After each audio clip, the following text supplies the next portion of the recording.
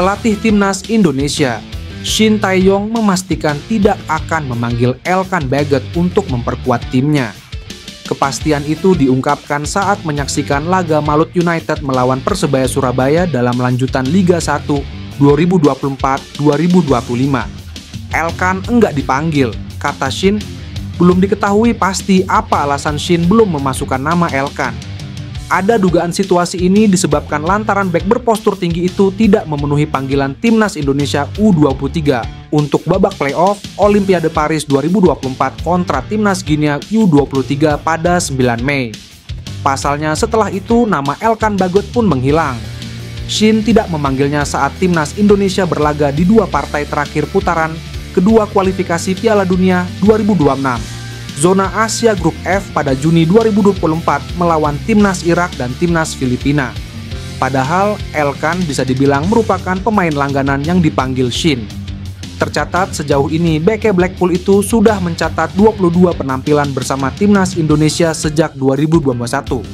Cukup disayangkan juga apabila Elkan tidak masuk dalam daftar skuad Timnas Indonesia. Sebab skuad Garuda dipastikan tidak diperkuat Justin Hubner saat bertandang ke markas Timnas Arab Saudi karena sanksi akumulasi kartu. Calon pemain yang digadang-gadang bisa jalani naturalisasi sedang tampil gacor di kejuaraan paling bergengsi di seantero benua Eropa, yaitu Liga Champions. Pemain tersebut bernama Maes Hilgers. Ia merupakan seorang pemain bek tengah untuk klub FC Twente di kasta teratas Liga Belanda yaitu Eredivisie. Maes tampil dengan cetak gol di menit ke-43 saat klub Belanda melawan klub Jerman RB Salzburg. Walaupun FC Twente gagal karena kalah dari Salzburg, tapi rupanya pemain bek tengah ini beri isyarat untuk dinaturalisasi. Nama-nama calon pemain naturalisasi sebenarnya sudah banyak yang beredar, bahkan hingga menjadi rumor tersendiri, seperti halnya nama pemain Ole Romeni, Kevin Dix, Mauro Zylstra, dan lain-lain. Namun yang mencuri perhatian baru-baru ini adalah Maes Hilgers. Ia sendiri pernah tertangkap basah beri kode untuk dinaturalisasi. Maes Hilgers tebar kode dengan mengenakan gelang aksen warna merah putih sewaktu ia liburan dan diunggah via story Instagram pribadinya. Artinya, secara tidak langsung Hilgers punya ketertarikan untuk jalani proses naturalisasi sebagai perpindahan federasi dari Belanda ke Indonesia. Miljan Manhoef, seorang pemain sepak bola muda yang kini merumput di kasta teratas Liga Belanda bersama Vitesse Arnhem, menjadi sorotan karena secara terang-terangan ingin bela Timnas Indonesia. Pemain berusia 21 tahun ini memiliki darah Indonesia dari sang ibu yang keturunan Suriname, sehingga membuatnya menjadi salah satu talenta potensial yang bisa dibujuk untuk bergabung dengan Timnas Indonesia. Dengan darah Indonesia yang mengalir dalam dirinya, Miljan Manhoef bisa menjadi aset berharga bagi Timnas Indonesia. Potensinya untuk memperkuat lini serang Timnas Garuda tidak bisa dianggap remeh. Apalagi, Timnas Indonesia saat ini terlihat masih memiliki kekurangan di sektor penyerangan. Manhoef bisa menjadi solusi untuk memperbaiki kelemahan tersebut. Kemampuan bermain di banyak posisi memungkinkan pelatih untuk memaksimalkan strategi permainan, terutama dalam skenario menyerang yang membutuhkan kecepatan dan kelincahan. Melihat potensi yang dimiliki oleh Miljan Manhoef, PSSI bisa mulai mendekati pemain ini untuk membujuknya bergabung dengan Timnas Indonesia.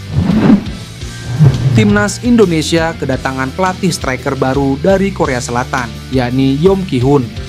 Yeom Ki-hun pun mengaku bersyukur dan senang karena bisa diundang Shin Tae-yong untuk membantu pelatih Timnas Indonesia itu dalam mempertajam para penyerang Garuda. Ya, Yeom Ki-hun merupakan sosok anyar di jajaran pelatih Timnas Indonesia. Mantan pelatih Suwon Blue Wings itu direkrut Shin Tae-yong untuk memperkuat lini depan skuad Garuda yang dinilai masih angin-anginan. Yeom nantinya akan mengasah kemampuan sejumlah striker Timnas Indonesia seperti Rafael Struijk, Ramadan Sananta, dan lainnya. Pria berusia 41 tahun itu bersyukur bisa mendapatkan kesempatan menjadi asisten Shin Tae-yong. Syukurlah pelatih Shin memberi saya kesempatan besar. Saya akan pergi ke Indonesia dan belajar dengan baik, kata Yeom. Pekerjaan ini tentu menjadi tantangan tersendiri bagi Yeom Ki-hun. Namun demikian, Guillaume dikenal memiliki segudang pengalaman di lini serang.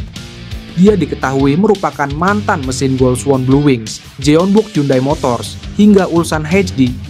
Sepanjang karirnya, Guillaume berhasil mencatatkan total 103 gol dan 121 assist dari 586 pertandingan.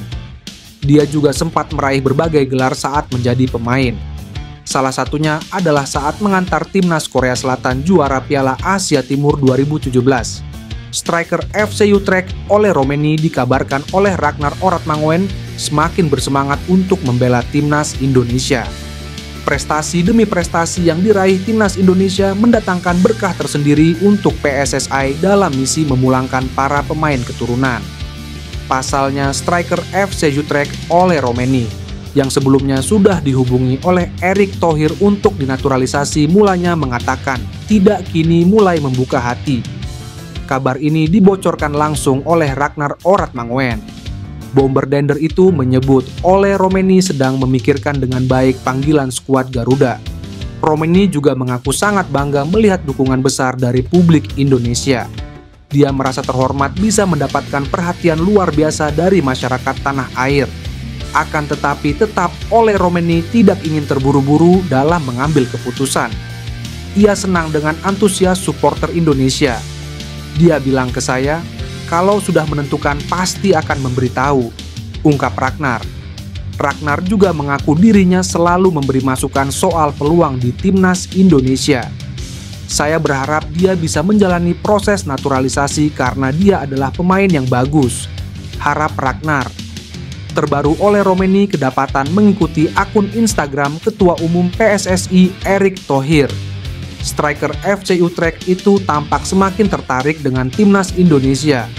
PSSI diprediksi akan berhasil memenangkan kasus Maarten Paes di CEAS. Pernyataan ini disampaikan oleh Menteri Pemuda dan Olahraga Hamdan Hamedan. Dia menilai bahwa PSSI memiliki peluang besar dalam memperjuangkan hak Maarten Paes untuk bergabung dengan timnas Indonesia. Ia pun optimis Maarten Paes dapat memenangkan sidang CAS. Hamdan Hamedan menjelaskan bahwa masalah utama yang dihadapi Maarten Paes terkait dengan pasal 9 ayat 2 regulasi FIFA.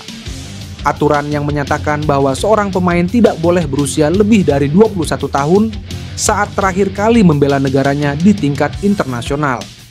Ya, hal itu masih ada dan disetujui oleh UEFA. Jadi Maarten Paes bermain karena keadaan darurat atau force majeure. Jika Anda melihat aturan penerimaannya, seharusnya ada pengecualian untuk situasi seperti penyakit global seperti COVID-19. Karena turnamen ini akan digelar pada tahun 2020, usianya Paes masih di bawah 21 tahun, kata Hamdan. Dengan demikian, PSSI berharap bahwa CAS akan mempertimbangkan kondisi ini sebagai pengecualian, sehingga Maarten Paes dapat memenuhi syarat untuk bermain bagi timnas Indonesia.